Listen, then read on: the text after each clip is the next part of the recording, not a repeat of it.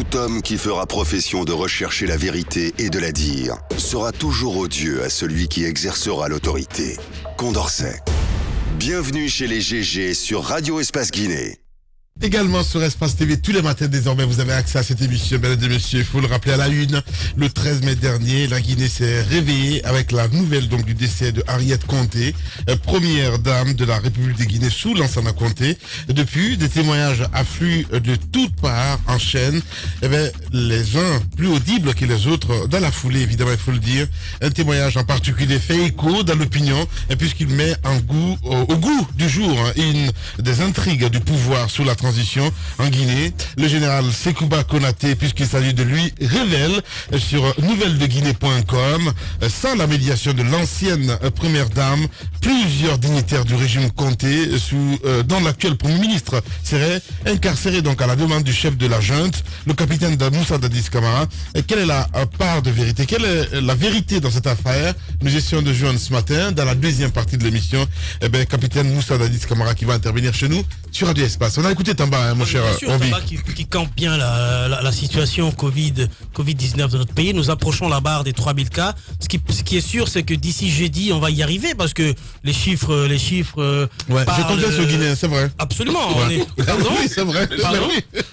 J'ai confiance aux Guinéens. On va y arriver. On va y arriver à 3000 cas bientôt. On va y arriver. Jeudi, on va arriver 5000 cas même, tu vois. À 3000 cas et peut-être d'ici le mois de juin, je le disais en off dans le bureau de Tamba, je disais d'ici le mois de juin, on va peut-être atteindre la barre des 10 000 et quelques. Les champions on est très dans l'infection Covid-19. Ouais. Je vois le relâchement des gens. Souvent quand je traverse la ville, je vois 5-10 personnes qui sont assis à peine ils s'embrassent en train de parler sans cache-nez. Tout ça c'est des facteurs de contamination. Et après on accuse. C'est vrai, mais docteur Sakoba, il n'est pas le seul spécialiste dans le domaine. Je pense qu'aujourd'hui, il faut qu'on tire la leçon. La lutte n'est pas efficace sur le terrain. Du tout. La lutte n'est pas efficace et ce qui explique le nombre record de contamination et un temps record que nous avons dans notre pays. Au lieu de s'occuper de mettre en place une stratégie plus intelligente, il est plutôt préoccupé à répondre à la presse. Et moi je dis encore une fois, cette guerre du chef... S'il ne répond pas à la presse aussi, vous dites qu'il ne parle pas, quand même. Le Guinéen est difficile, il parle pas. Mais si, mais c'est qu'il ne pas répondre à la presse, quand même. Mais les gars, ben oui. Comment ça, ben oui. On revient un peu mais c'est toi de revenir sur terre. Qui ici, il parle pas, vous dites qu'il parle pas, ça comment? On revient un peu sur terre. On a besoin qu'il parle, mais pas de ces sujets pareils. On a besoin qu'il parle utile. Que des choses qui sont censées être dites par le directeur de la NSS.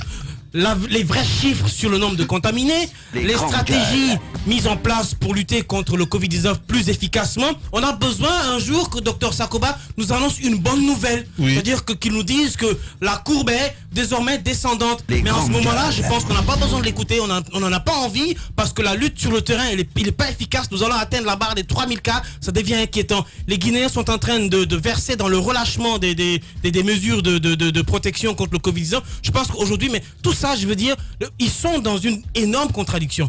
Qu'on se souvienne que le président de la République, la semaine dernière, dans sa dernière sortie, a annoncé que prochainement, nous allons accroître le nombre de tests. On va passer à 1000, ce qui est une bonne chose si c'est fait.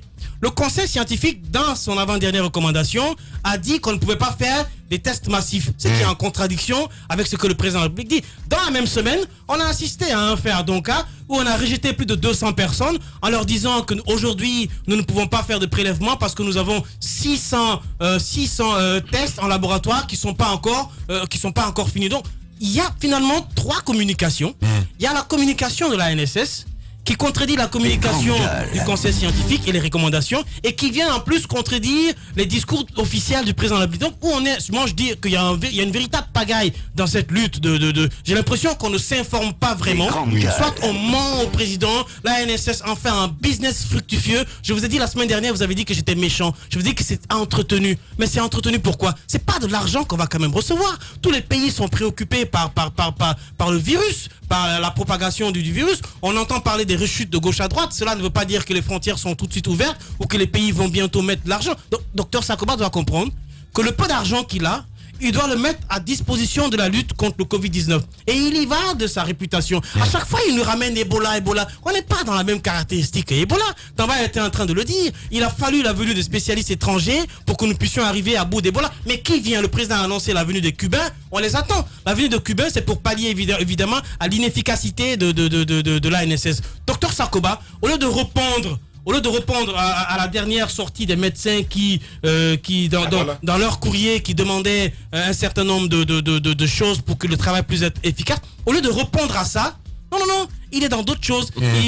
Son souci, c'est comment répondre à la presse. Oh, on m'a accusé par ci, j'ai pas dit ceci, j'ai pas... Ça, c'est du petit genre, ça, de dire j'ai pas dit ceci, j'ai pas... Il doit pas se préoccuper de ça. Nous, on est préoccupés par la maladie. On n'a pas besoin des petits détails de sous-main. Je pense que Dr Sakoba, quand même, la semaine dernière, il est tombé très bas.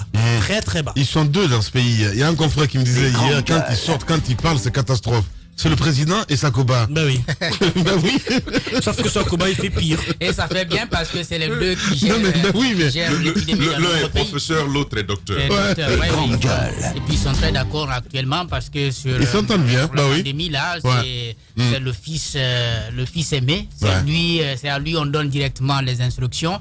Et on ne veut même pas voir quelqu'un d'autre sur finalement, le ministre de la Santé peine à exister. Le ministre de la Santé, il n'existe pas. Ouais. Donc, le combat de Dr Sakoba, désormais, c'est d'éliminer le conseil scientifique pour qu'il soit seul. Après avoir éliminé le ministère de la Santé.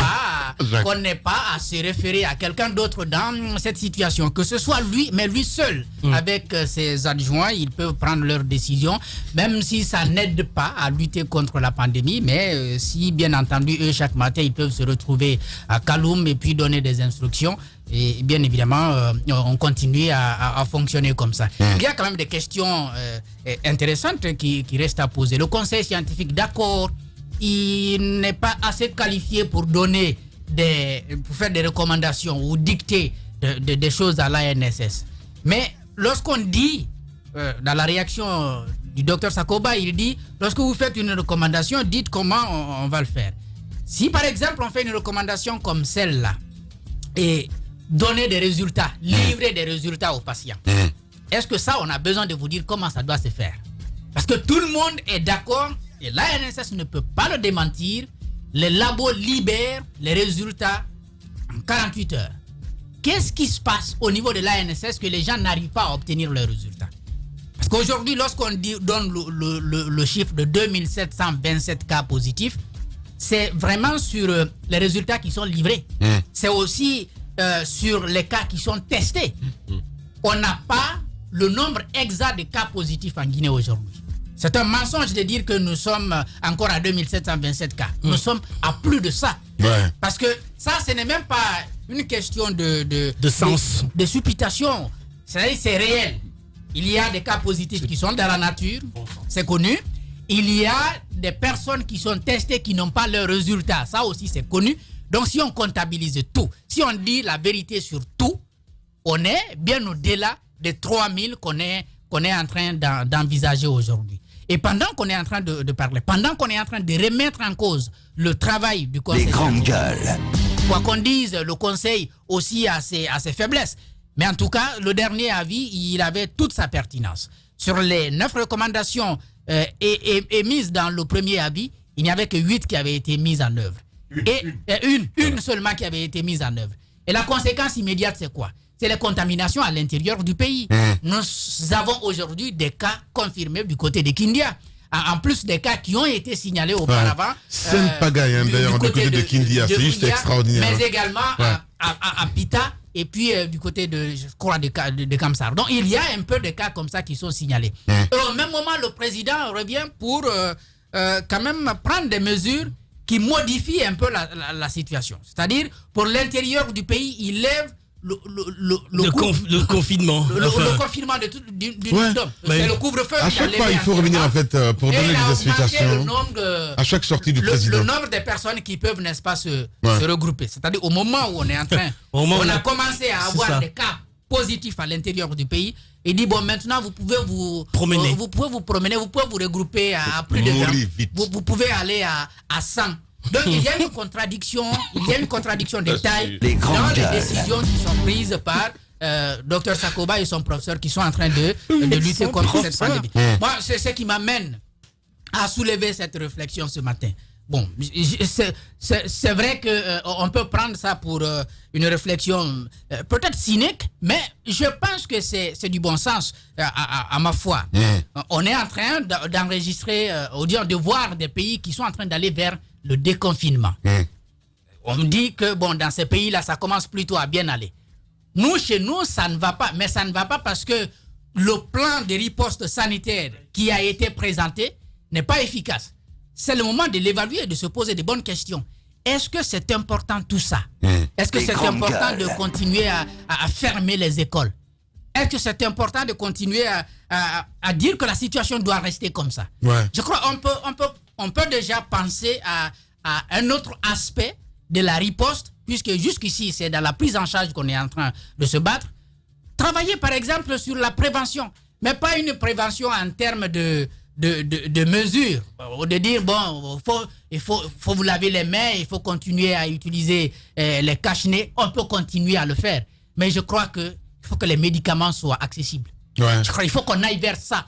Il faut rendre les médicaments accessibles dans les pharmacies. Les gens peuvent les acheter et voir si, bien entendu, on peut décentraliser davantage. On peut le commencer avec les hôpitaux préfectoraux, les hôpitaux régionaux, qu'à ce niveau qu'il y ait des gens qui puissent, si vous voulez, recevoir des Guinéens en consultation et leur conseiller des produits qui sont aujourd'hui utilisés au niveau de l'ANSS. Parce que je ne sais pas pourquoi on maintient ces regroupements au niveau de cet épi. Parce que depuis qu'on a demandé qu'on augmente le nombre des centres de prise en charge, on n'a jamais répondu favorablement à cette question. Ce qui fait que au niveau de Donka aujourd'hui, les personnes qui arrivent pour se faire prendre en charge n'arrivent pas à être admises dans les salles. Vous avez suivi hier ce reportage de Mamadou Saliou du côté de Donka, où le médecin dit clairement, vers les soirées, on est débordé. Les gens arrivent en masse, mais on ne peut pas les loger. Donc, on ne veut pas réquisitionner les hôtels. On ne veut pas réquisitionner les établissements publics pour créer de nouvelles salles. C'est pourquoi je déplore un peu la sortie de Sakoba. C'est-à-dire qu'il se tape la poitrine alors que le problème n'est pas seul à son niveau. Il y a le gouvernement qui n'agit pas, qui ne répond pas aux questions essentielles qui sont soulevées. Donc, si on ne veut pas répondre aux recommandations qui sont faites, si on ne veut pas rendre le plan plus cohérent, plus efficient, je crois la meilleure des choses, c'est de décentraliser la chose, d'amener, n'est-ce pas, les citoyens à se soigner comme ils se soignent contre le palu. Allez-y, Tamba, en une minute, s'il te plaît. Alors, je vais, pour appuyer ce que Jacques était en train de dire, moi je trouve la logique, et je posais la question, je crois que c'était avec Asselou Dalen Diallo, un autre leader, est-ce que finalement, l'humanité n'est pas en train de dire, sans le dire, qu'on ne peut rien contre le Covid-19. Il faut faire avec. Voilà, il faut faire avec. Je crois que c'est l'OMS qui a dit qu'il faut apprendre désormais à vivre avec le Covid-19. Je pense qu'il faut faire le même message pour les Guinéens. Au moins, ils ont tenté quelque chose d'efficient et d'efficace qui a marché là-bas en Occident. Chez nous, ça n'a pas du tout marché. Il faut dire aux Guinéens, hey, le Covid là, on sera avec ça. Abadan. Préparons-nous à vivre avec. Et oui, il faut peut-être rendre le médicament disponible, mais faire une dérogation particulière pour permettre aux pharmaciens de pouvoir donner le médicament avec les posologies qui vont avec, parce que autrement, ça devient une question où finalement on peut rien. On vous donne 30 recommandations pertinentes, ou avec 17 personnes qui ont au moins le même grade que vous. D'ailleurs, mieux, qui sont dans la production intellectuelle. Ils sont dans la production intellectuelle. 17 des meilleurs cerveaux du pays vous font une recommandation et vous vous dites, moi j'ai 40 épidémies à mon compteur, ils ne peuvent pas me dicter ce que je dois faire. Et votre président, le président de la République, ne fait rien pour ça. Ça, aujourd'hui, je puis le dire, c'est la faute au président de la République, ce à quoi nous sommes en train d'assister. Autrement, on n'en serait plus là. Voilà. Vous restez avec nous, mesdames et messieurs. Dans la deuxième partie de l'émission, témoignage pathétique. Vous avez pris cette nouvelle ce week-end. Des corps refoulés du côté de l'aéroport international de Conakry-Bessia. Soufiane Touré est le fils d'un des défunts, évidemment. Il va intervenir dans la deuxième partie de l'émission. Moussa Dadis Camara nous attend du côté de Ouagadougou. Et il interviendra aussi, évidemment, pour votre plaisir. Les GG continuent sur Radio Espace Guinée.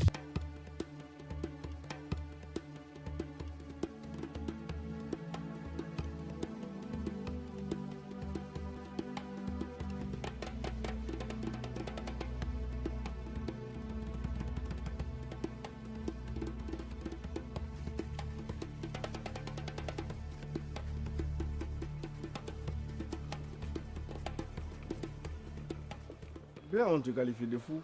Tu vois, on te qualifie de fou. On nous a qualifiés de fou. Nos propres amis avec lesquels on a grandi, qui nous rencontrent dans la rue quelquefois, nous qualifient de fou. Et pourtant, nous essayons de ramasser ce qu'eux, ils rejettent.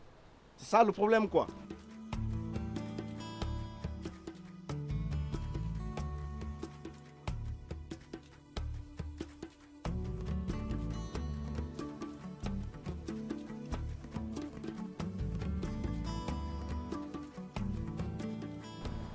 Je suis un récupérateur dans la nature. Je travaillais avec de la paille de palmier, avec des fils de fer, avec du papier, avec des plastiques que les gens rejettent dans la nature.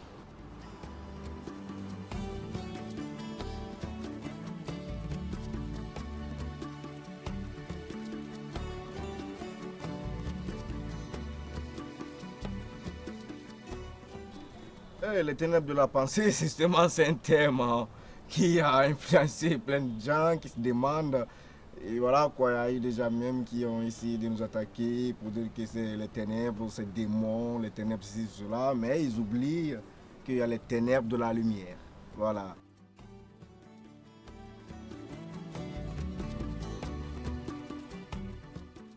Prince Diallo à la réalisation, Mohamed Kamara du côté de Kindia, Steve le Guinéen Kamara, Mafata Sano, Nalaï Sidibé. Voici donc l'équipe qui vous accompagne techniquement parlant.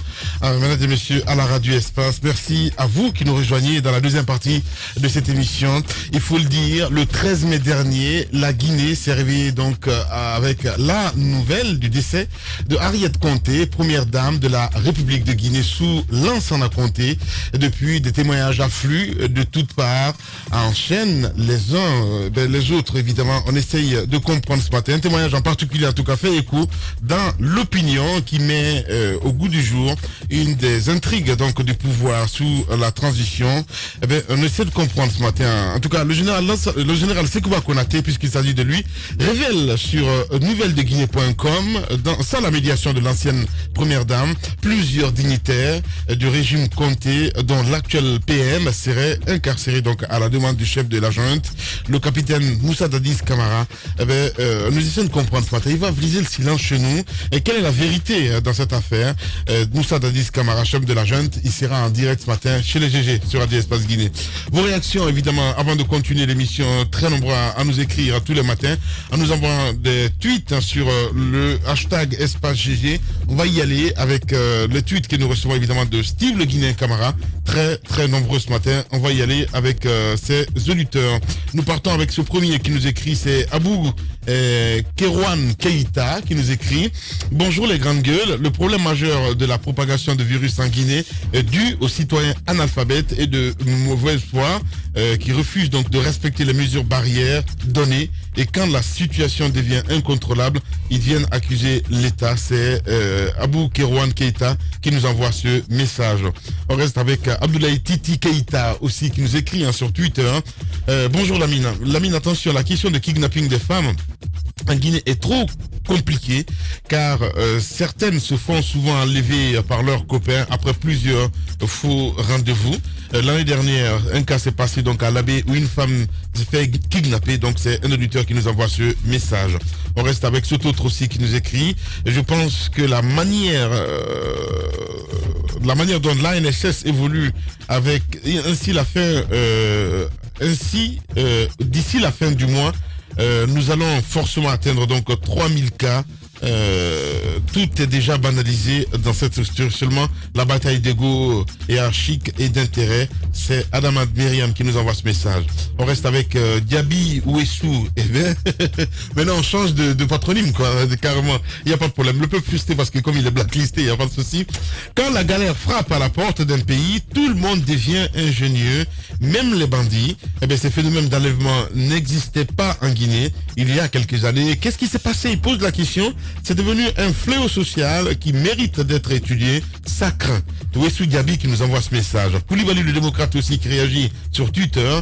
Bonjour les GG. Certains enlèvements sont faits en complaisance avec en complicité, je vais dire. En complicité, celui qui a enlevé tout ça dans l'intention de nuire l'image de notre PRAC et de son gouvernement.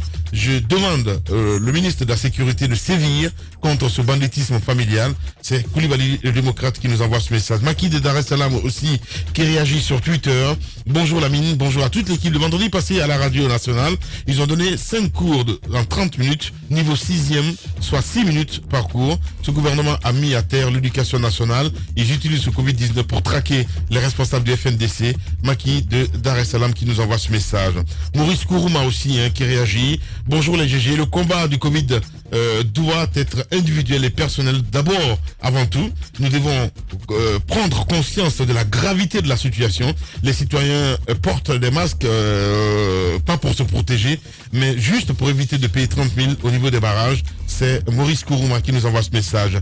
MBH, voilà, c'est MBD qui réagit. MBD bas. Bonjour les GG, les kidnappings sont devenus donc courants en Guinée. Je pense que l'État doit opter pour l'électrification de nos quartiers. Vu la saison pluvieuse, il est extrêmement dangereux de sortir dans l'obscurité. C'est un auditeur qui nous envoie ce message. Morengo, Gandalia. Bonjour les GG. Le problème de riposte contre le Covid-19 en Guinée n'est pas les scientifiques. Même si vous envoyez les scientifiques du monde entier, il n'y aura pas de résultats positifs. Le gouvernement ne suit pas les recommandations des scientifiques. #espace GG. On reste toujours dans le sillage avec toujours ces auditeurs très nombreux à réagir. Avec cet autre Raoul qui réagit. Cette crise ne devrait pas être gérée par une agence. Moi je pense que c'est une question. Bel et bien le rôle du ministère de la Santé dans tout ça. Il pose la question, quel est le rôle du ministère de la Santé? L'ANSS a menti au peuple de Guinée dès le début. Pendant ce temps, plusieurs suspects dans la nature. On reste avec cet autre Rodriguez Junior Abba qui réagit. Bonjour les GG, il faut avoir la sagesse et le courage de dire que Sakoba fait dans un excès de gel total. Cette lutte est collective et non individuelle. Il doit avoir la largesse d'écoute. Le conseil scientifique qui est composé d'expertises diverses. C'est Rodriguez Junior Abba qui nous envoie ce message. Ça, Califo Yombuno. Bonjour les grandes gueules. La Covid-19, virus invisible, difficile à combattre, mais l'insécurité routière, virus invisible, difficile à combattre aussi. N'importe quoi dans ce pays qui se dit démocrate, vivre une nouvelle Guinée. Donc c'est un auditeur qui nous envoie ce message. Allez, on y va maintenant avec vos SMS évidemment reçus au 657 39 13 13. On y va avec Citanium qui nous écrit: bonjour les GG, il faut lancer une commande suffisante du Covid organique du Madagascar.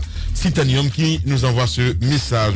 On reste avec cet autre aussi qui réagit. L'ingénieur Condé, mon cher Steve le Guinéen Camara. Mon cher Tamba, Sakoba dit qu'il a géré 40 épidémies et non 40 pandémies. Nuance mon cher. Le choléra par exemple est une épidémie. Et c'est comme la grippe. Là, Junior Condé, évidemment, qui nous envoie ce message. Ils sont très très très nombreux, évidemment, à nous envoyer des messages ce matin. On va y aller de l'autre côté avec... voilà. Merci beaucoup, Tidiane. Il n'y a pas de problème. Allez, bonjour les grandes gueules. Le manque de leadership entraîne la désorganisation ennemie de l'efficacité, car le poisson pourri par la tête. En 10 ans d'échec dans tous les secteurs, Alpha Condé n'a toujours pas réalisé qu'on ne gère pas le pays avec des humeurs, que le militantisme verbeux ne bâtit pas une nation. Ce que Sakoba a dit est malheureusement la mentalité chez la plupart de ceux qui sont à la tête de nos institutions. Complexe et esprit de suffisance. C'est Mori Akaba du côté de l'UFR qui nous envoie ce message. J'allais dire UFDG. Voilà. Rien n'est impossible, hein, mon cher Mori Akaba. Allez. Bonjour. Aussi, les autres ont réussi relativement à maintenir le Covid-19 parce qu'ils ont confiné leurs citoyens de force 55 jours durant. Vous voulez cette situation? Là, Junior Condé nous pose cette question ce matin. On reste avec Sinani du côté de RPG Arc-en-Ciel aussi qui nous écrit: bonjour les GG, le kidnapping est devenu un fléau en Guinée. Je demande la vigilance de tous les Guinéens de combattre ce fléau qui fait pas honneur à la Guinée. Merci beaucoup. Voilà, les auditeurs très nombreux évidemment à réagir. On va essayer de partir du côté de Montréal ce matin, dans un instant évidemment, pour essayer de joindre Soufiane Touré qui va intervenir sur notre antenne. On a pris aussi le décès de Nou Thiam ce week-end, mon cher ami Jacques Levalino. Oui, Nou Thiam qui a été chef d'état-major général des armées pendant la transition. Mais il faut dire d'abord qu'il fut le tout premier porte-parole du CNDD, le Conseil national pour la démocratie et le développement. Donc c'est lui pratiquement qui nous a annoncé la composition de ce groupe de militaires. C'est lui également qui a annoncé presque la première classe dirigeante autour du capitaine Dadi, avant qu'il ne soit d'abord mis aux oubliettes et puis remis sur la scène avec l'arrivée, n'est-ce pas, du général Konaté dans la deuxième partie, n'est-ce pas, de la transition qui a démarré après le décès du général Lansana Conté. Maintenant, on sait ce qui s'est passé après l'élection du président. Nous, Thiam, comme beaucoup d'autres militaires, s'est retrouvé en prison parce que il y a dans l'affaire dite de l'attaque du domicile privé du président de la République. Il a fait pratiquement 5 ans en prison et puis finalement on l'a relâché. Sans qu'on ne sache vraiment ce qu'on lui reprochait. En tout cas, ce n'était pas assez fondé, c'est ce qu'on a pu comprendre. C'est donc un soldat, un militaire guinéen qui rend l'âme. Il y a sa fougue qui était bien connue, un ton assez ferme, mais il a malheureusement laissé cet autre héritage aussi parce que lorsqu'il disait il faut les mater, certains Guinéens ont retenu cela, mais c'est cela aussi, l'homme dans la vie, on a toujours un côté positif, il y a aussi des erreurs qu'on peut commettre dans la vie. Il faut dire tout aujourd'hui que puisse son âme reposer en paix. Oui, que son âme repose en paix. Allez, nous allons partir sur le terrain du côté de Montréal. Soufiane Touré, en direct chez les GG. Les grandes gueules. Bonjour Soufiane. Bonjour. Bonjour, bienvenue sur Radio Espace. Voilà. On s'intéresse à toi, mon cher ami, ce matin. Des corps refoulés donc à Conakry. Ton père faisait partie, Soufiane Touré, c'est bien cela? C'est bien ça, oui. Alors, expliquez-nous comment ça s'est passé, parce que nous avons pu avoir accès à une documentation bien régulière qui, d'abord, reconnaissait que votre père était décédé non pas du Covid-19, mais d'une autre pathologie. Ensuite, l'administration s'est mobilisée. Il y a l'ambassade de Guinée qui vous a décerné justement toute la documentation nécessaire. Malgré cela, il a quand même été refoulé. Oui, effectivement, c'est ça. À notre fort étonnement, c'est ce qui est arrivé. Nous avons fait toutes les démarches nécessaires en France. D'abord, on a fait les démarches au niveau de l'ambassade, comme vous avez bien dit, pour avoir les documentations nécessaires. Après avoir fini d'avoir ces documentations, nous sommes dirigés vers la préfecture de la France. Parce qu'il faut qu'ils aient ces documents pour pouvoir donner l'autorisation pour que le corps puisse quand même aller à l'aéroport. Ouais, on voit les documents à l'instant T sur Espace TV. Allez-y. Voilà. Donc, on a fait tout ce qu'il faut. À notre fort étonnement, et dès que le corps était arrivé à Conakry, les parents attendaient le corps, comme tout le monde. C'est un moment très difficile. Et puis, on nous a appelé que finalement, le corps ne va pas être débarqué à Conakry. L'avion va se retourner avec le corps. Soi-disant qu'ils n'étaient pas informés de l'arrivée du cargo ou peut-être l'arrivée des corps, etc. Certains disaient aussi qu'ils n'avaient pas de documents nécessaires. Il fallait qu'il y ait les documents nécessaires pour savoir si effectivement les corps n'étaient pas contaminés. En tout cas, plein de choses comme ça que nous, on n'a pas compris qu'est-ce qui se passe exactement en Guinée. Qu'est-ce qui se passait exactement en Guinée? On était là, bouche bée, on ne savait pas quoi faire. On a tout fait, on a essayé de contacter là-bas pour voir, pour ne pas que les corps se retournent. Évidemment, ce qui est arrivé, le corps s'est retourné à Dakar. Actuellement, les dépouilles sont actuellement à Dakar, au Sénégal. Il y a quand même un détail parce que la dernière fois, l'ambassadeur avait diffusé ce communiqué autorisant bien entendu à tous les compatriotes qui voudraient revenir, même pas d'abord le cas des corps, de s'organiser et de pouvoir revenir. Comment ça s'est organisé ce voyage de ce corps? Au lieu d'avoir un vol direct Paris-Conakry, on est passé par Dakar. Comment ça s'est passé? Ok. D'abord, la première chose avant que l'ambassade décide cela, je pense que tout un être humain, si vous avez des parents qui sont décédés à l'extérieur, vous allez faire votre propre démarche d'abord pour que le corps puisse revenir au pays.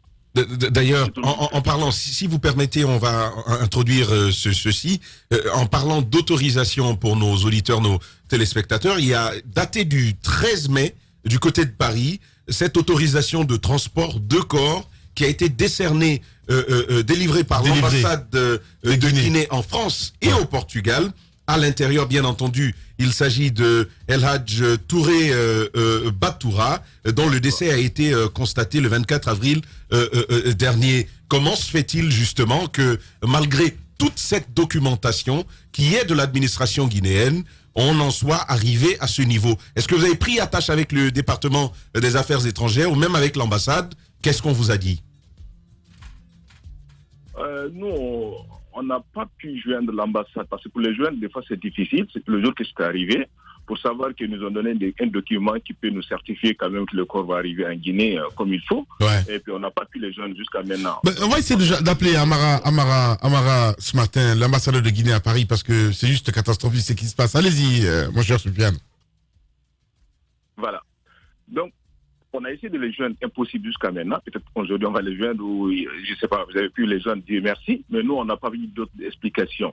L'explication qu'on a eue, c'est au niveau de la Guinée, de l'aéroport. Il faut préciser les choses. Au niveau de l'aéroport.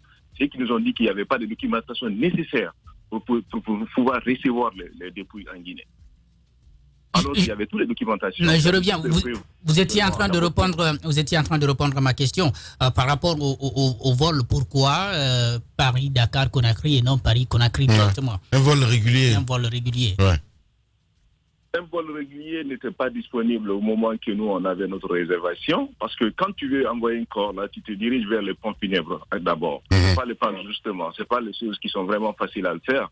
Donc ils commencent à chercher les vols nécessaires qu'il faut pour ramener le corps au pays. Donc tu peux pas aller directement pour aller acheter un billet pour amener un corps, ce n'est pas possible, c'est pas comme ça. Bien. Donc avant même que l'ambassade décide à un moment donné qu'il y aura des vols pour amener les corps, surtout que nous on avait déjà commencé les démarches nécessaires pour ramener notre corps. Ouais. Donc, quand on avait fait cela, on n'avait pas le choix. Il faut aussi aller au niveau de l'ambassade.